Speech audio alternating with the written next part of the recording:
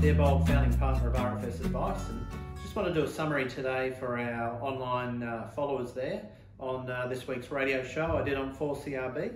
When should I fully retire, or should I do some part-time work? And we did get a lot of engagement, a lot of questions around this, because we have the privilege of talking to retirees every day, so we get to ask those questions. And my first question I always ask is, for a retiree, if I asked you 10 years in a retirement, what would you have told yourself 10 years earlier? And the overrounding response from everyone is very simple. It's, I wish I retired earlier or sooner. And very good to learn from those that have been through the process. It does take some planning though, and that's really where our team fits in. That's really our strength out there in the community. So, what do you want to do in retirement? So if I sat here with 65-year-old you and then said, sitting next to you now is 75-year-old you, what would you like to be able to say you achieved or accomplished in the last 10 years? And normally people will be able to come up with a handful of ideas or thoughts, but maybe they haven't given a lot of thought. So it's a good way to get, just get mulling around some of the ideas of what's really important to you. Then we're going to bring it back to, in 2 or 3 years' time, if I ask you that same question. Why do we want to do that? Because that's going to give us almost our short-term to-do list. Then we can break it down into what will that cost. So for clients, we've got to be able to help you get to a point of covering your day-to-day living, the ticket items that you want to go and do, and then we want to give you that little nudge out there.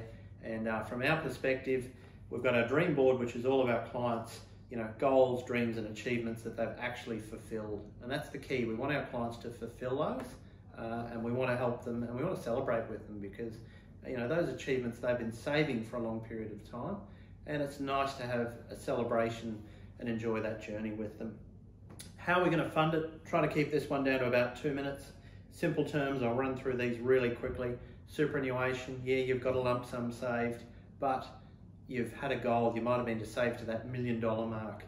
Yeah, I know if you're retired and then you want to go and do that trip to Europe that's $30,000, you are less likely to do it if you've retired, given up work, and the first thing you're going to do is start draining that retirement money. That's where that part-time work can work in. We want to nudge our clients to actually do more travel before they retire. Let's go do some of those big ticket items where you can actually replace some of that. Property, some clients have a number of rental properties, work really well for growth throughout their working life. When we get to retirement, it's all about income. So we might have 2 or 3.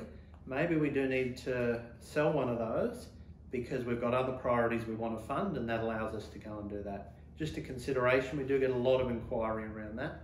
Commercial property, that's worked well for a lot of clients.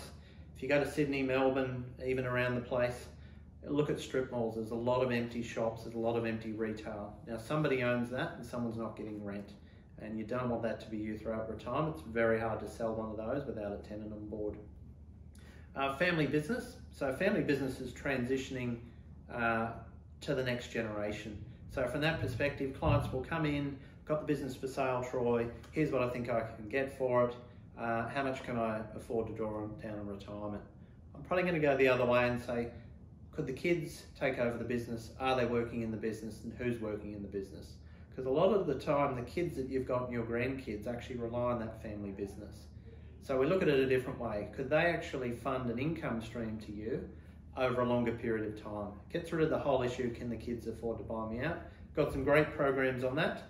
Jump online, book a meeting if you want to run through that, but we've had some really good engagement with the clients there.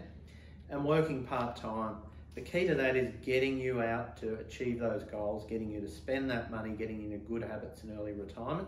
Much rather do that in early retirement than later retirement. So income's the key. And why do we want to do that? Because that's going to allow us to identify your dreams, and we want to sit with those. Now, dreams have to turn into goals because we need to give them a priority.